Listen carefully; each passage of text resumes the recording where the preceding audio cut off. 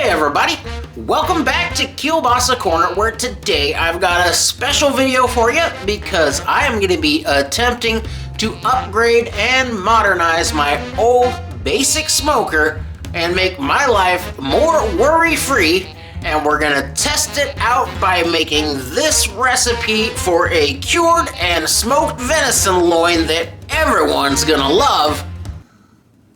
So let's get started.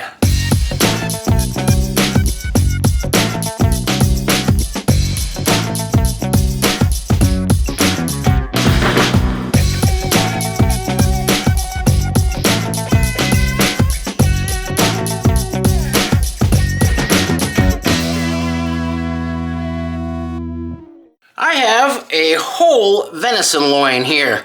Now, this is off a black-tailed deer. That's what we've got out here, and they're not very big, so this size of a loin is fairly average. So I want to do a very basic cure on this and then smoke it. Super simple recipe today. So I've got 725 grams of venison, and that'll let me know how much salt and sugar and cure to use.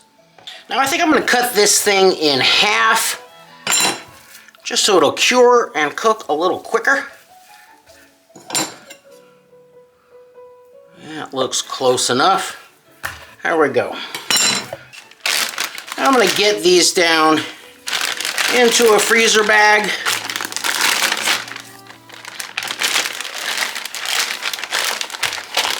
Very good.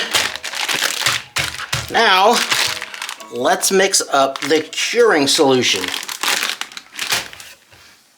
Now, the easiest way for me to do this is to add my ingredients as a percentage of the total weight of the meat and any sort of water or other liquid that I might put in there.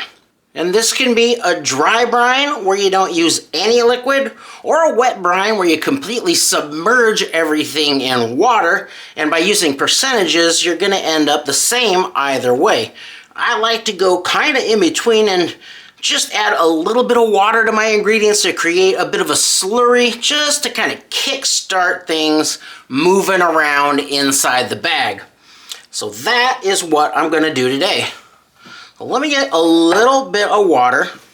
I think probably 100 milliliters, also known as 100 grams. There we go. So that brings the total weight of the meat in this water to 825 grams. And I know from my experience and my personal taste that I want this to come in at right about 2% salt content. So I'll take that 825 grams, I multiply that by 2%, and that gives me 16.5 grams of salt. I'm just going to go ahead and round that to 17 today.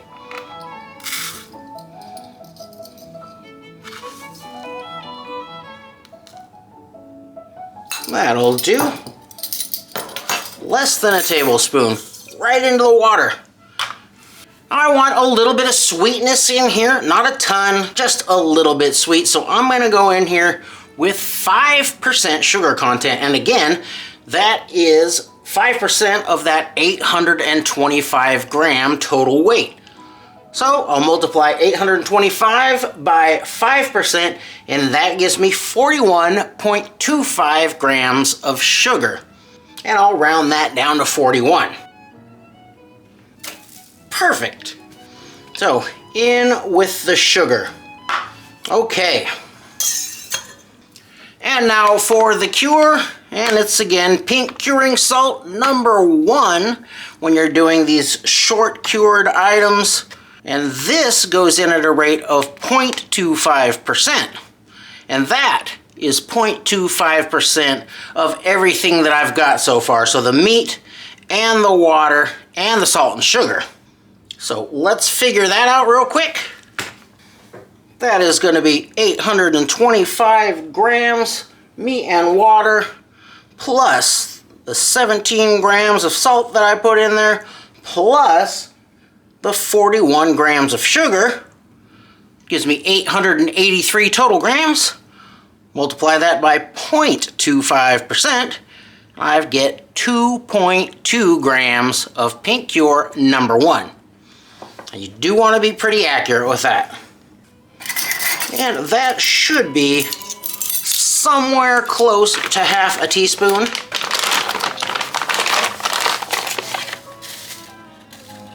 But this stuff is real fluffy, so it's kind of hard to measure an accurate half teaspoon.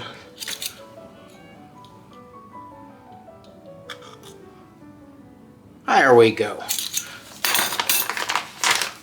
So, in with the cure. I'm gonna add in just a tiny bit of ground clove. Holy moly, not that much. I'm gonna add in just a tiny bit of ground clove. Not even gonna measure it. It tastes really good just to have a tiny bit of ground clove on red meat. And you can't really even tell what you're tasting. It's such a small amount, but it just enhances it a little bit. Yeah, if I can smell the clove in there, that's fine for me. And that is it. Now, you can add a lot of different things to this brine. Cayenne pepper, garlic, black pepper, these are things that come to mind immediately. But most of those things, I get a bigger impact if I use them as a coating on the meat. This one, we'll see when we get there. I'm probably just gonna roll this around in some very coarse ground black pepper and call it good, but I could have a change of heart in the time it takes to cure this. So, get my little slurry stirred up, make sure I get everything out of there. Doesn't actually need to be completely dissolved at this point, but you do want to get everything into the bag.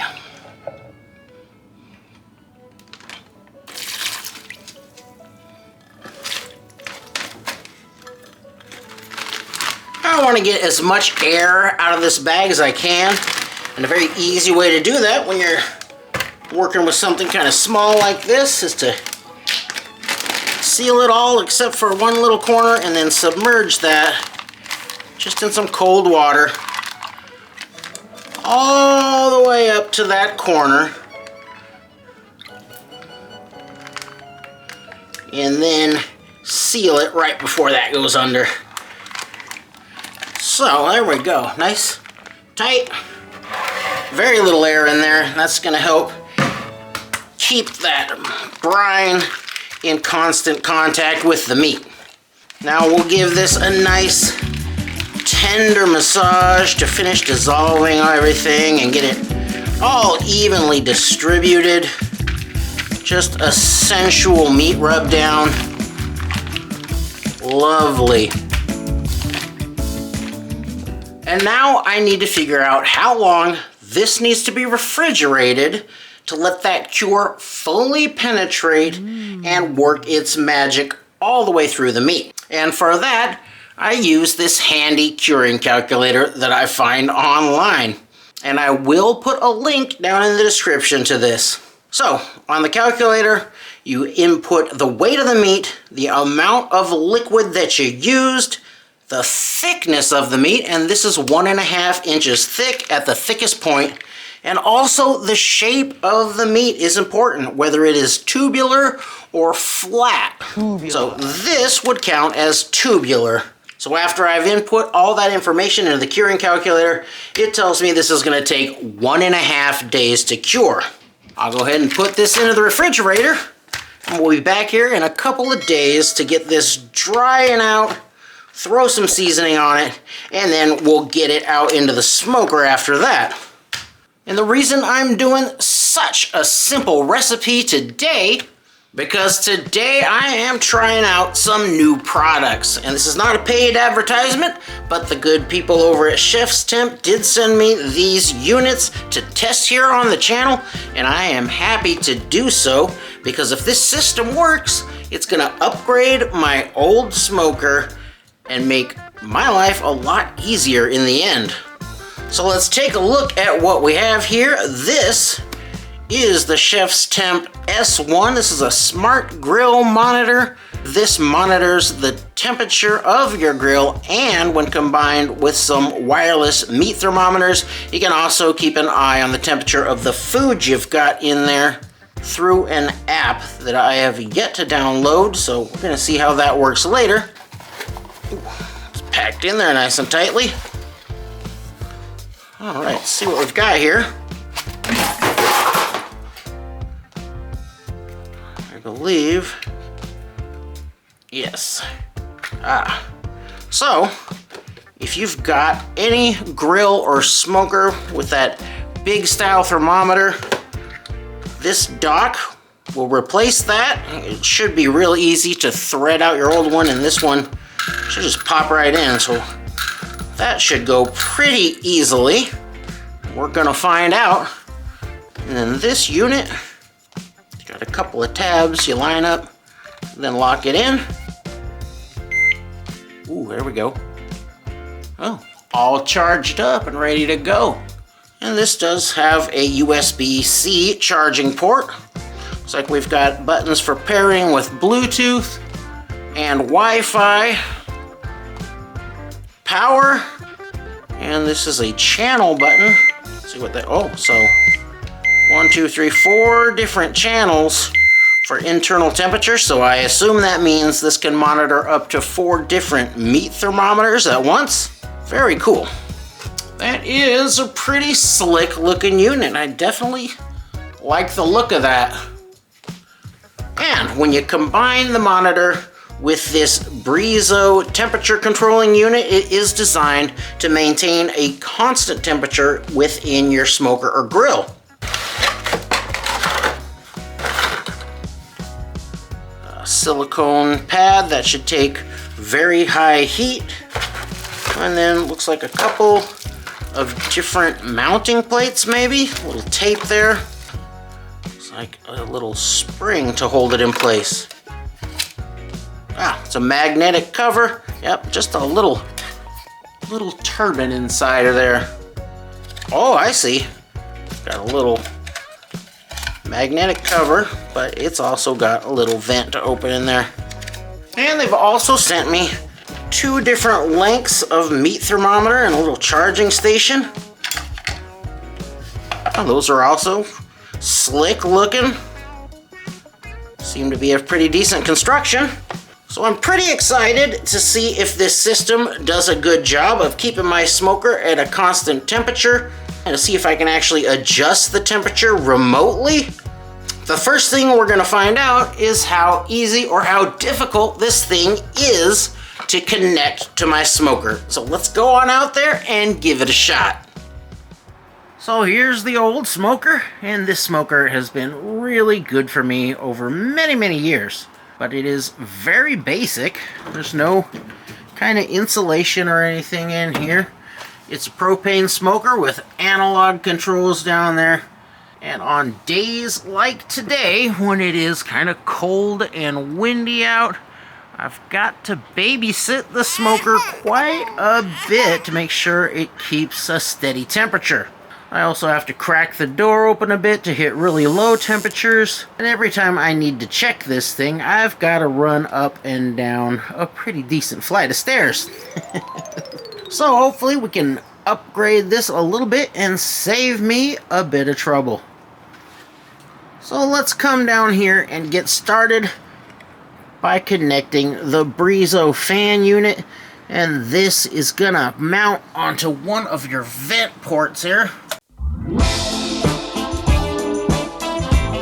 Let's see, my vent holes here are a little big for this unit, so I'm gonna pop on this mounting plate using the screw that I already have, and that should fit much tighter. There's a tiny gap on either side, so this plate could actually be just a bit bigger.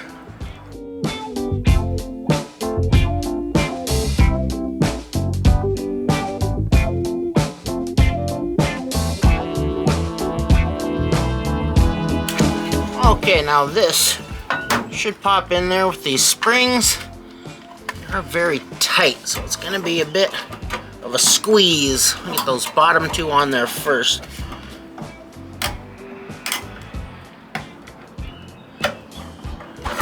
Ooh, well, that's sucked up pretty well.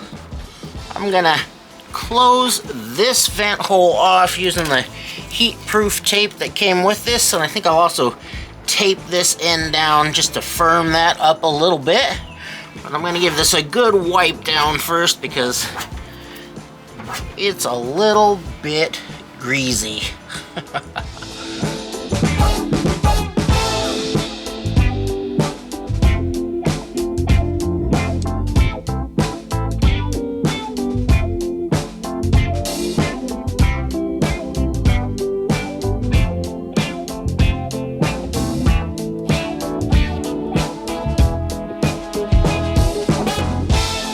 Now let's get the S1 mounted on here, and the first thing I'm going to need to do is remove the old thermometer here,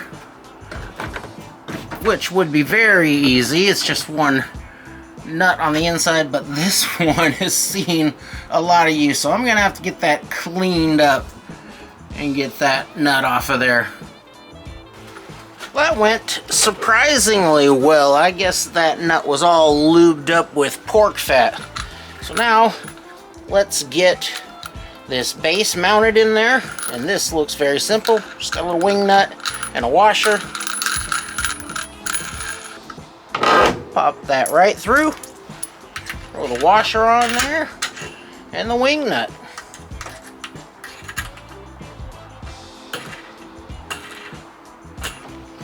It doesn't get much simpler than that. Now I just need to go install the app and figure out what I'm doing with this stuff. It's been a couple of days, so now my loins should be nice and cured. I'm just going to take these over, give them a quick little rinse, and then I'll pat them dry with some paper towels.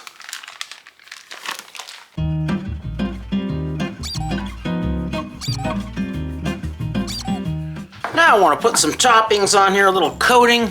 So I've got some black peppercorns, and I decided to throw in a little bit of coriander as well. And I'm just gonna toast the coriander just a little bit, just until it gets aromatic, and then we'll crush these up and roll those loins around in them.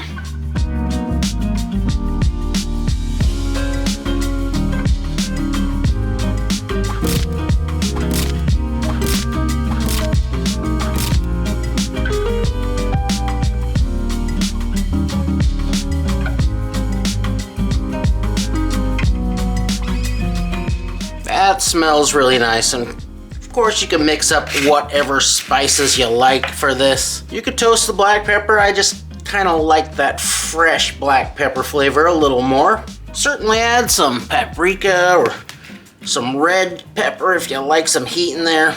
Get creative and have fun with your toppings. So I'm just gonna sprinkle these on, give them a pretty nice coating, pat it in. These are kind of sticky now, so get those ends. And this one is pretty thin down on the tail end here, so if you want it to cook a little more evenly, you could tuck that up and tie it down, sort of like so. But I'm just gonna let it ride as is. Ow! Want these to air dry for a while. Gonna help that spice mix stick really well, and also gonna help them pick up smoke a little better if we let them dry out a bit. So I'm gonna put them up on a rack, pop these into the refrigerator for one more night, and we'll smoke these guys in the morning.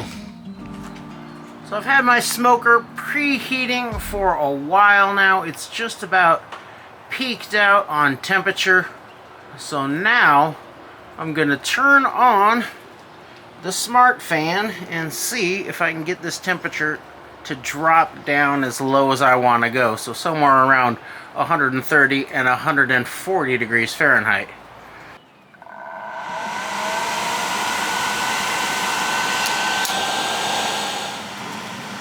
So So far, I've been able to get this temperature to hold right around 142 degrees Fahrenheit, which is a 45-degree drop from where it would be if I wasn't running the Breezo. So I think that's pretty good. It's not quite as low as I want to be when I start these, but it's going to work great when I get up into the higher temperatures. I've taken the meat out of the refrigerator. I'm going to put it here in the sausage closet at room temperature for about an hour to start bringing that up to temperature, and then we'll get this out and into the smoker. The smoker's ready to go. It's nice and smoky. The temperature is right, nice and low, and so it's time to get the meat in there. And along with the S1 and the Breezo, they sent me a couple of wireless meat thermometers. So I'm gonna get this inserted into the smaller one of these because it's gonna be done first, and then we'll get them into the smoker. Now with these meat thermometers, you do insert them all the way up to this line here. The probe is set up. I can get in here and I can set up a cook with this to set the temperature where I want it. So I'm gonna get a little oil down on the rack, and then we'll get these guys out and into the smoker. We'll get these down in here. I'm gonna keep that temperature nice and low. We can get them started at 130 degrees Fahrenheit, and they are pretty small, so I'm not gonna smoke them very long. I'm gonna give them just a couple of hours at 130 to absorb some of this hickory smoke, and then we're gonna bump that temperature up to finish them off kind of quickly so they don't dry out at all. So we're at the end of the low smoking time, and that was all down between 130 and 140 degrees Fahrenheit. And now I am gonna bump the temperature up to 225 degrees Fahrenheit to finish these up kind of quickly so they don't dry out at all. And I'm gonna pull these when I get an internal temperature of 140 to 145 degrees Fahrenheit. That should leave them nice and red and juicy inside.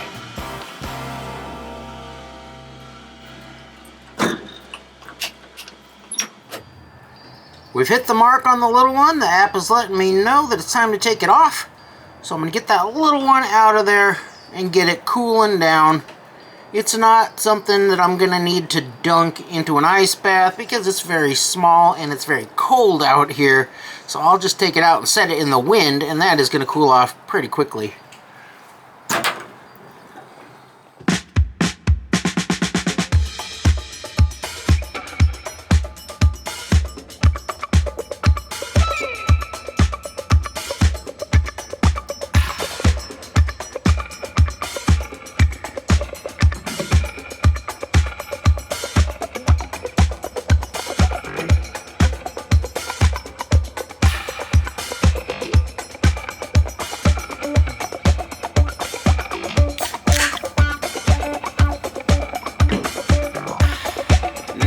Let's see how we did.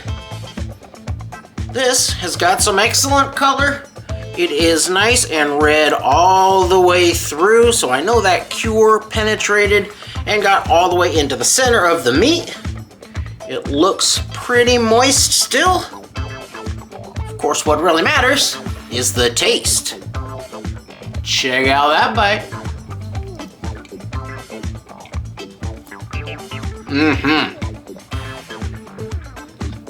Dang. Oh, it's outstanding. Ah, the flavor is off the charts. Venison pastrami. So good. And the moisture level and texture on this is somewhere between cold cuts and a dry cured meat or salami. Still plenty of moisture if you want to put this in a sandwich. Definitely an excellent addition to your charcuterie plate. Let's get in there with a little super hot mustard and get that end cut. Ooh, look at that crust.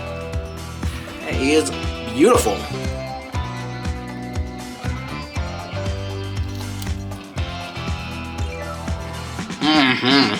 Ooh. Ooh, it's right up in your nose. Normally, I reserve my venison loins to just cook up rare to medium rare and eat them right away. But this is an excellent option for that. And you can do this with any cut off of that deer or beef if you like.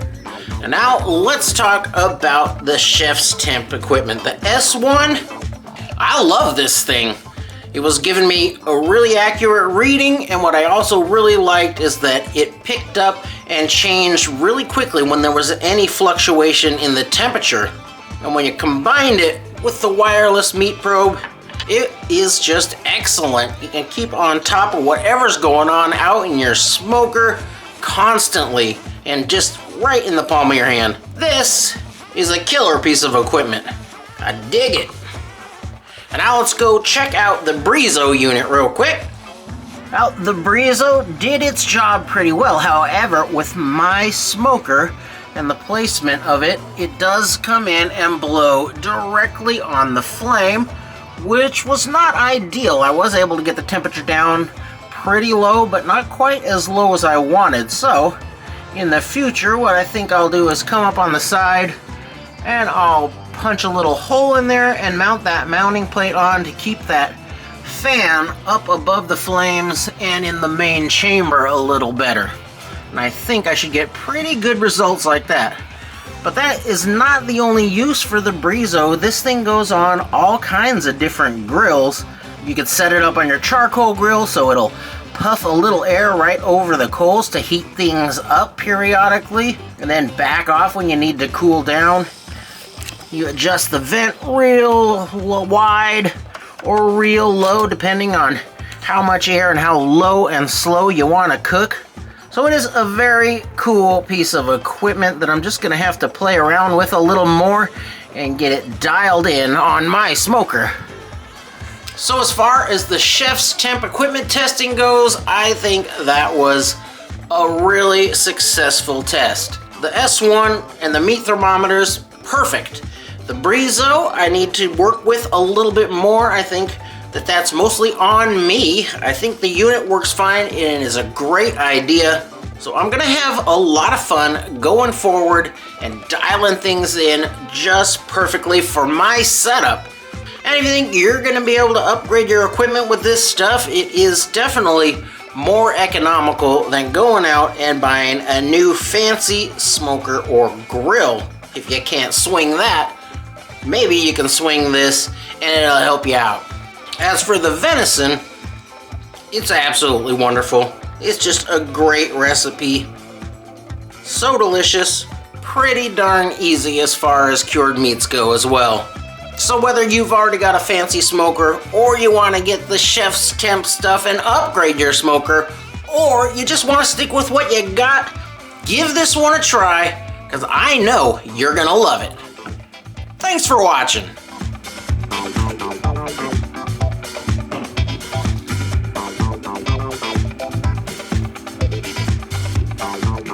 Ooh, hot stuff.